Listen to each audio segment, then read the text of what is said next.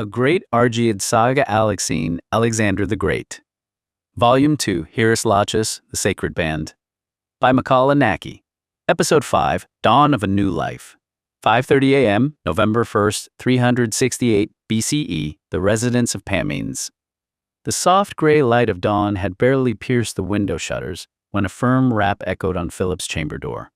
He was still drifting between dreams of the Macedonian highlands and the heavy embrace of sleep.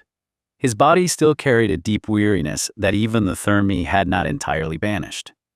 Down the hall, Antigonus, Python, Leonidas, and Amintor had slept with total oblivion, a heavy, dreamless stupor born of absolute exhaustion, yet their bodies still craved more rest. Aching with deep-seated muscle pains and morning stiffness, that the damp Boeotian air had only worsened during the night. Prince Philip, a deep, resonant voice cut through his slumber. It was Pamines. Are you stirring? We eat, then you go to your first school, the morning training. Philip pushed himself up, the promise of a Theban breakfast a small, enticing reward.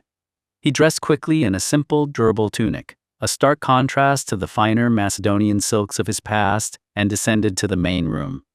The household servants had already laid out the morning meal across the heavy trestle table, a quiet luxury that spared Pamin's private wards from the starvation drills of the public barracks. Thick, warm barley bread sat alongside bowls of rich, creamy sheep's milk cheese and plump, dark olives, all waiting to be washed down with pitchers of cool water. It was a stark departure from the elaborate breakfasts of the Macedonian court, but it felt nourishing. Round the long trestle table, the young Macedonian nobles and companions had already gathered, quietly taking their places as they rubbed their sore shoulders and blinked against the morning light. Antigonus sat with a quiet, watchful intensity, his sharp eyes already scanning the room's exits. Count the guards, Antigonus thought, noting the spacing of the sentries outside the arched windows. Always know how to bleed your way out before they even lock the gates. Python and Leonidas murmured softly to one another, adjusting their coarse tunics with a mix of discomfort and stoic pride. Rough wool, Python whispered, scratching at the stiff collar with a grimace. Feels like scrubbing salt into a healing pelt. Leonidas offered a tight, sardonic smirk, keeping his voice low. Good for the skin. Reminds us we're wearing hostage cloth. While Amintor sat silently beside them, nursing a cup of water with a guarded expression, his thoughts heavy. Let them serve us barley and cheese, Amintor brooded inwardly, his fingers tightening around his wooden cup. We will choke it down. Every bite keeps the breath in our lungs to bury them. Python let out a low breath of relief, tearing off a piece of the warm bread. By the gods, Python muttered, his voice thick with morning fatigue. I thought for a second we'd be marching out on empty bellies, like the wretches in the outer wards. Pamines gestured for Philip and the young lords to eat. Eat well, all of you. Today, your true education begins. General, Philip asked between bites, looking across the table at Antigonus and the others, how does school work here? In Pella, my tutors came to the palace and military exercises were separate. Antigonus caught Philip's glance, his expression hardening into an unspoken caution, speak like a captive prince, play their game, while Amintor lowered his eyes back to his plate, to mask the flash of irritation in his gaze. Pamines took a thoughtful sip of water. In Thebes, education is not about accumulating knowledge. It is about forging the complete citizen soldier. It is structured around age and purpose. He explained that the younger children, the Paides, remained with host families for informal care. But for Philip and his peers, Antigonus, Python, Leonidas, and Amintor, they were now entering the stage of the ephebus, male adolescent. For you and your companions, the path is comprehensive. Under my guardianship and the oversight of Epaminondas, you'll have private tutors for mouse-like, literature, music, and philosophy. These cultivate your intellect and your ability to lead. But equally important is your participation in the gymnastique held in our public gymnasium. Python muttered under his breath to Leonidas, music, and philosophy. They think they are civilizing us, to which Leonidas shot back with a razor-thin grin, let them sing to us. We will listen to the notes and steal their geometry. Pamines leaned forward, his eyes sharp, sweeping across Philip, Antigonus, Python, Leonidas, and Amintor. You will engage in wrestling, running, and javelin throwing. The goal is not just raw strength, but the endurance essential for hoplite warfare. You will receive instruction in the drill, learning the tactical nuances of our oblique phalanx. This is the innovation that shattered the Spartan line at Leuctra. And beyond the physical? Philip prompted. Precisely, Pamines affirmed. In this stage, you will be immersed in political discourse. You will observe our public assemblies and military councils. This exposure to our governance will offer a stark contrast to the Macedonian monarchy. It will be demanding, but it will forge you into the leaders Macedon will need. Philip listened intently, a new understanding dawning. Antigonus nodded slowly, his jaw set with quiet resolve, thinking, observe their assemblies. Gladly. We will map every fracture in their democracy. Beside him, Pethan and Leonidas exchanged glances of grim acknowledgement, while Amintor's shoulders squared with a sudden, fierce intensity. This was not a place of idle exile. It was a laboratory of power. Philip finished his breakfast, feeling a mental resolve hardening within him. The Thebans thought they were training an ally, but Philip was beginning to see that he was learning how to build a world. Morning awakening. The rising sun exposed a profound geographic and social divide across Thebes, separating the rigorous public crucible from the insulated warmth of private estates. Inside Pamines' private residence, life moved under the protective umbrella of a high-ranking general. Philip and his older companions, Antigonus, Pethan, Leonidas, and Amintor, sat around a heavy trestle table, laden with warm barley bread, creamy sheep's milk cheese, and dark olives. Sheltered from the brutal, empty-bellied dawn drills of the public barracks, the young Macedonian nobles fueled their bodies and sharpened their minds, guarded by Pamines' elite household staff. Meanwhile, far across the city within the shared urban estate of Pelopidas and Archedamus, an entirely different world existed. Prominent military and political leaders frequently shared large urban oikoi for mutual protection, resource pooling, and political solidarity, especially while heads of the household, like Pelopidas, were frequently away on campaigns or state business. Sharing the single compound allowed the wives Timoclea and Gorgo to jointly manage the domestic sphere, pool enslaved attendants, and raise their young children together within a secure, well-guarded estate. Pelopidas was already gone, away from the hearth and out with the military commands, leaving behind a quiet refuge, insulated by women and children. The first golden slats of sunlight cut across the paved inner courtyard, illuminating the gymnasium where the youngest boys, Corhegus, 7, Lysias, 7, Cletus, barely 6, Menelaus, 6, Cylon, 6, Simmias, 5, Polemon, 5, and Phormio, 5, lay deeply tangled in their woolen blankets. They slept with the heavy, unbothered oblivion of infancy, their small limbs sprawled across thick pallets of straw and lamb's wool. While public cadets elsewhere shivered and starved on the freezing training tracks, these boys rested in absolute safety. Timoclea moved softly through the semi-lit room, stepping past a pile of scattered wooden knucklebones and a miniature terracotta horse. She paused beside 7-year-old Corhegus, gently brushing a stray lock of dark hair from his forehead. Let them sleep a little longer, Timoclea thought, a faint, tender smile touching her lips as she listened to 5-year-old Polemon let out a soft, whistling snore. They have years enough ahead of them for the dust, the bronze, and the general's shouting. Beside her, Gorgo adjusted her shawl, casting an affectionate glance toward her young son Cletus, who had curled himself tightly into a ball against his older cousin Ariston's spare cloak. He's barely 6, yet he tries to walk with the stride of his father already, Gorgo mused inwardly, a flicker of quiet pride softening her gaze. Sleep now, little one. The phalanx will claim you soon enough. Outside the sleeping chambers, the domestic hum of the household was already stirring. Enslaved nurses and household cooks moved with quiet efficiency, tending to the hearths to prepare warm porridge sweetened with honey and fresh flatbread, a gentle contrast to the harsh realities facing the city's public wards. As the sun climbed higher toward its zenith, the quiet of the morning finally began to break. Simmias was the first to stir, blinking heavy eyes against the bright light filtering through the high windows.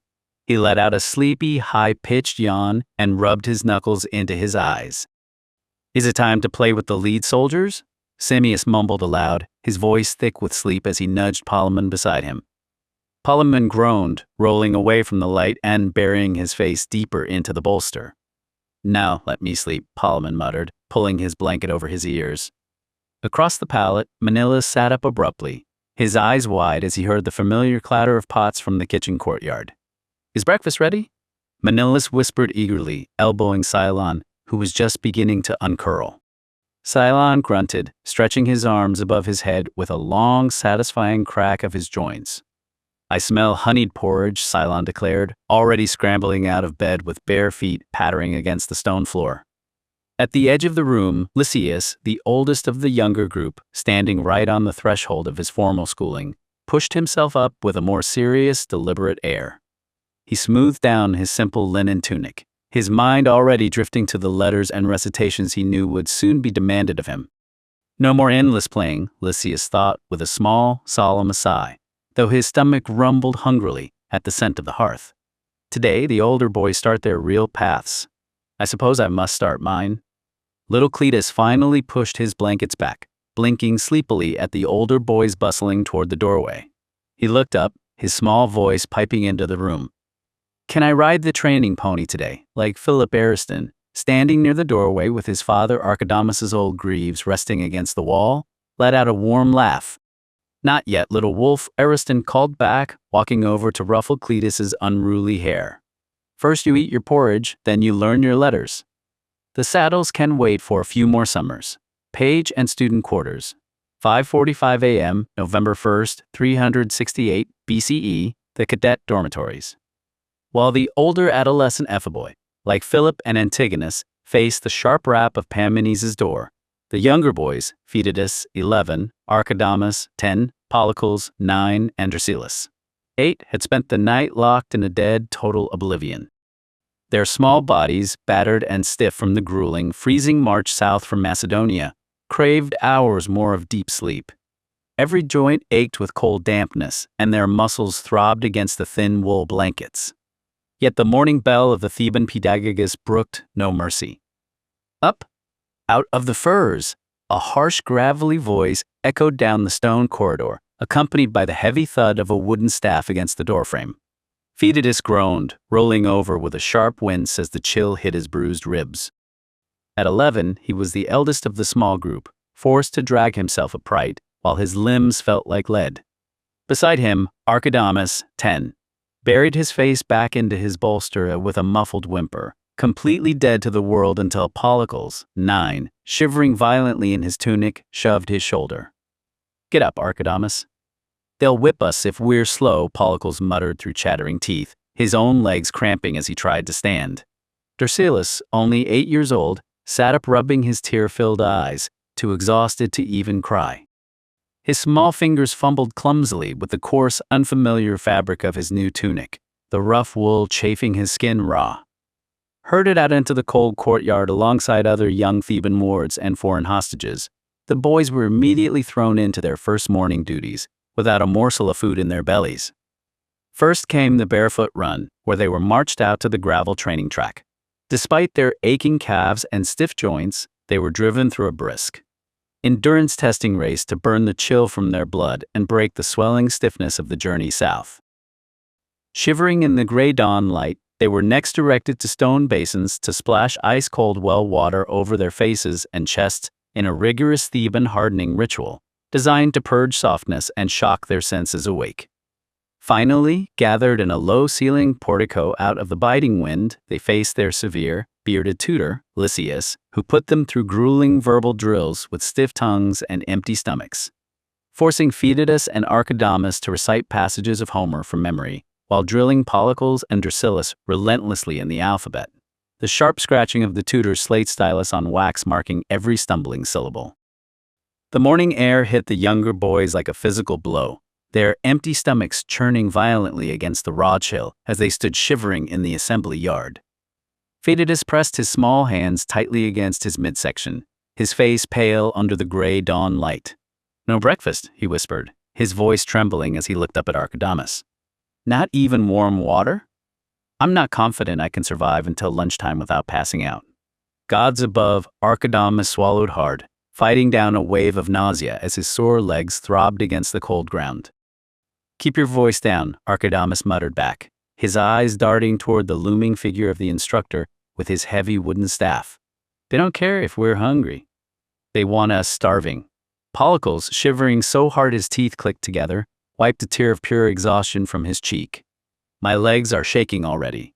How are we supposed to run? Drusillus looked ready to collapse right there in the dirt, staring longingly toward the distant, locked kitchens where the smell of baking bread was nothing more than a cruel tease. Stepping forward into the biting wind, the Theban instructor slammed his staff against the packed earth, cutting off their whispers. Listen closely, you northern whelps, the instructor bellowed across the ranks. You are wondering about bread and honey? Forget them. In Thebes, the belly is disciplined before the mind. Here is your morning plan. First, you run the gravel track until the frost leaves your marrow and your breath burns your throat. Second, you take the cold plunge to strip away your soft, pampered mountain habits. Third, you sit before Master Lysias with empty bellies and raw tongues to drill your letters and Homer until noon. You will learn and you will endure because weakness stays in the dirt. Move. Barracks and field cadets. While the younger boys shivered over wax tablets, and the older Ephoboy rose to Pamines' summons, the barracks of the older field cadets hummed with a different kind of morning friction. Battus, 14, Laugus, 14, Agus, 15, Sinane, 16, and Iolaus, 17 had also tumbled into that dead, total oblivion of exhaustion, their bodies heavy and locked in deep. Aching stiffness from the long march south. The rough wool blankets felt like lead weights over bruised muscles, and every joint threatened to lock up against the raw chill of the Theban dawn. A heavy iron-shod boot slammed against the oak barracks door, shattering the stillness. Rouse out! On your feet, you northern whelps! A rough Theban sergeant bellowed, his voice echoing off the damp stone walls. Iolaus was the first to move, though he dragged himself up with a sharp hiss through his teeth as his lower back cramped. He rubbed a hand over his stiff shoulder, glaring into the gray light. Let them bang their doors, Iolaus muttered mentally, swinging his legs over the edge of the cot. We survived the road, we'll survive their stone floors. Beside him, Sinane pushed herself upright with a fluid, silent motion, her eyes already calculating the distance to the arms rack. Though her body throbbed with the same deep-seated fatigue as the others, her expression was a mask of cold, unyielding iron. She reached for her coarse tunic, yanking it over her head with a sharp jerk. They expect us to crawl out like beaten captives, Sinane thought, a bitter smirk touching her lips. They don't know a Macedonian fights the stiffness with rage. Agus groaned, burying his face in his hands for a second before forcing his eyes open. His calves burned like fire as he tried to stand, the muscle spasms from yesterday's forced marches biting hard into his shins. He looked across the crowded room to where 14-year-old Laugus and 14-year-old Battus were struggling to untangle themselves from their thick woolen wraps. Battus, the youngest of this veteran cadet group, looked half asleep and entirely miserable, his small frame shivering violently in the drafty hall. Get up, Battus, before they use the switches, Agus muttered hoarsely, reaching down to haul the younger boy to his feet by his arm. Battus blinked away sleep, gritting his teeth against the cold as he stumbled upright. Nearby, Laugus rubbed his tired eyes, his quiet, steady resilience, keeping him from complaining as he forced his aching legs to bear his weight. No use crying over a stone floor, Laugus thought grimly, pulling his tunic straight and gripping his woolen cloak. If we break here, Pella might as well be a million stadia away. Without a moment to catch their breath or stretch their aching limbs, the cadets were herded out of the barracks and into the sprawling assembly yard alongside scores of young Theban soldiers. There was no warm water waiting for them, only the biting wind whistling off the Boeotian plains and the immediate brutal demand of the field routine. Formation drills with heavy wooden training spears. Long-distance conditioning runs across uneven terrain to break the road stiffness in their legs, and close quarters a shield bashing exercises designed to test the endurance of their bruised bodies. Every thrust of the spear sent a jolt of pain up their sore arms, but among the group, Iolaus, Sinane, Agus, Laugus, and Battus moved with a grim, synchronized defiance. Swallowing their pain and absorbing every detail of the Theban tactical machine, they intended to tear apart one day. The cold air hit their stomachs like an icy fist, hollowing out what little warmth the rough wool blankets had managed to trap overnight. Battus doubled over slightly as the morning wind swept across the assembly yard, pressing a hand hard against his midsection. He looked over at Agus, his voice a ragged whisper. "They aren't feeding us? Not even a crust of barley bread?"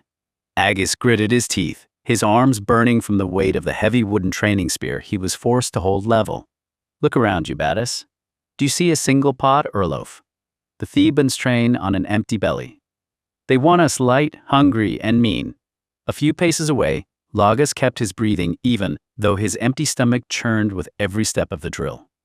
"Keep your head down and your shield up," Lagus reminded himself, his quiet focus locking onto the movements of the instructor ahead. A king's house is built on endurance, not comfort. Sinane stood as straight as a spear shaft, though a faint, cold sweat beaded on her forehead. Her gaze darted toward the distant mess kitchens, then snapped back to the Theban instructor barking orders at the front of the line.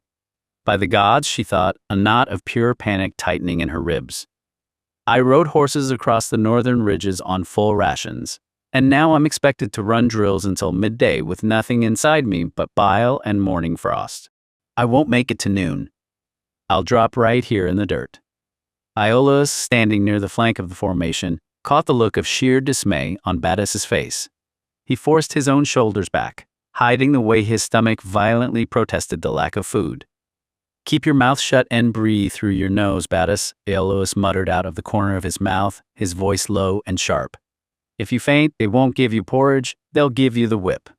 Swallow the hunger. We'll steal bread from their stores later, but right now, keep your feet moving." Battus let out a shaky, miserable breath, staring longingly at the distant shuttered cookhouses. "Survive until lunch?" he thought, his knees trembling as the instructor raised his staff to signal the start of the charge. "At this rate, I won't even survive the first hour." To be continued in Episode 6, Dawn of the Theban Forge. Watch and listen now. Watch the cinematic video trailer. Listen to the full saga now. Bookmark Volume 1, Telesia's Playlist. Volume 2, Hieros Lachus, the Sacred Band Playlist. Bookmark Volume 1, Divine Oracle Playlist. Join the Vanguard. A new episode drops every single day until the epic conclusion of Volume 2. Each chapter delivers a tight, hyper-focused 10 to 30-minute hit of cinematic historical drama, perfect for your daily plunge into antiquity. Subscribe to follow the bloody rise of the Argead dynasty.